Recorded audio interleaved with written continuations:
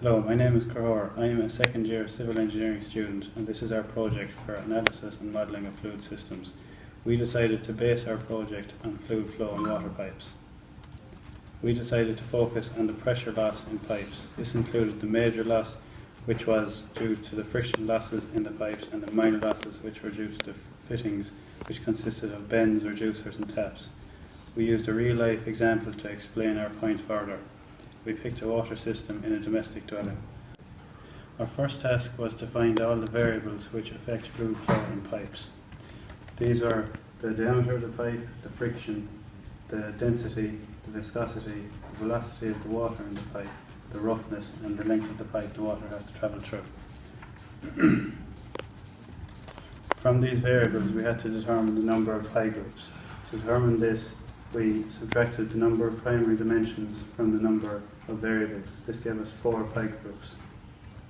Pi 1 involves density, viscosity, diameter and friction. Pi 2 involves density, viscosity, diameter and velocity. Pi 3 involves density, viscosity, diameter and length. And pi 4 involves density, viscosity, diameter and roughness. We used dimensional analysis to work these pi groups out. Pi 1, when used with pi 3, gives us the coefficient of friction. Pi 2 gives us Reynolds number. Pi 3 is used with pi 1, and pi 4 gives us the relative roughness of the pipe. From the pi groups we get the Reynolds number and the relative roughness. We don't have the friction factor for the pipes.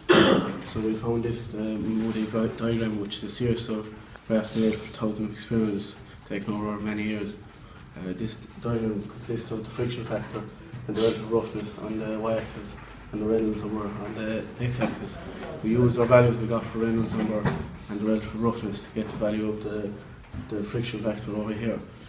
We then use these values to get the head loss throughout the water system.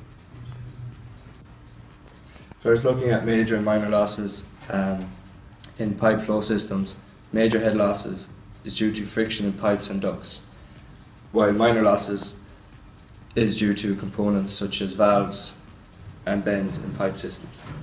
So looking at here, we have all the different types of fittings that are involved within the system, within the pipe systems.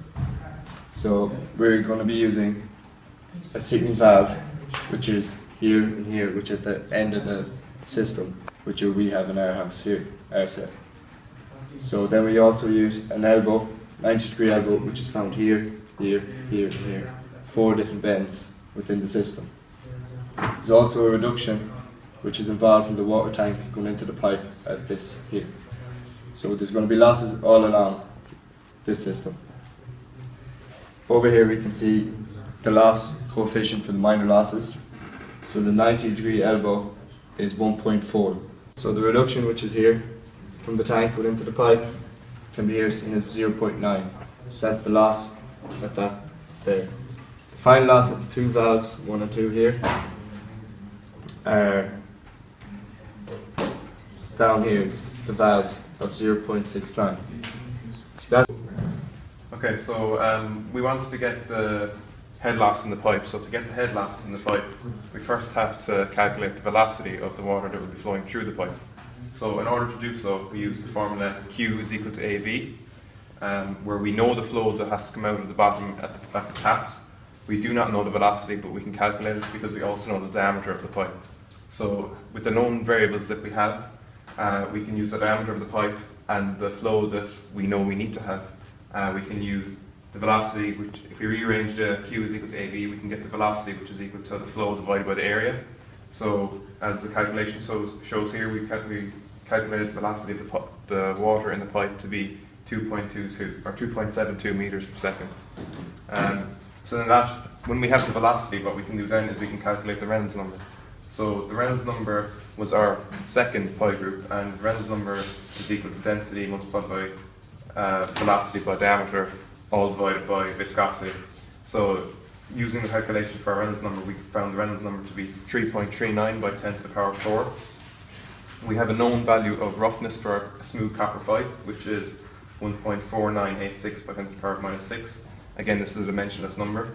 So then this is where the Moody chart comes into play. So using the Moody chart, we have the Reynolds number. So if Reynolds number is on the x-axis, and if we bring it up, we're not sure yet of what line to use. But because we know the roughness of the smooth copper pipe, we can select one of these lines. And once we've selected one of these lines, we will now have a point where we can bring our axis across, and that will give us our friction factor.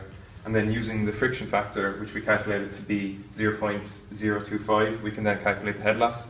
And the head loss formula is equal to the friction factor by the length of the pipe, by the velocity, all divided by 2 times gravity by the diameter. And then we could finally found the head loss of the pipe to be 8.3 pascals per meter.